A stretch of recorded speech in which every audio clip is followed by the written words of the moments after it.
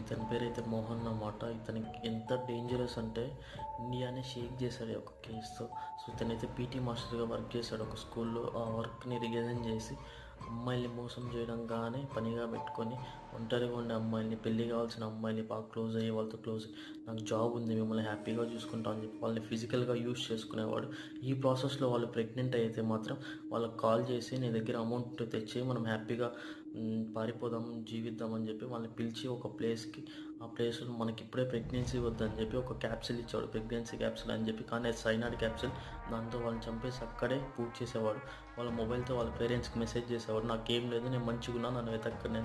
వాళ్ళు కూడా పరుగు పోతుందని ఇంకేం పట్టించుకునేవాళ్ళు కాదు, పోలీస్ కేసు లేదు. సో ఇలా అతను ఒకటి కాదు, ఇద్దరు కాదు, 20 మందిని చంపేసి ఆ డబ్బుతో పారిపోయేవాడు. నిజంగా చాలా ఇండియాకి మోస్ట్ వాంటెడ్ సీరియల్ కిల్లర్గా తయారయ్యాడు. ఇలాంటి వాళ్ళు చాలామంది ఉంటారు, దయచేసి నమ్మకండి. వీడియో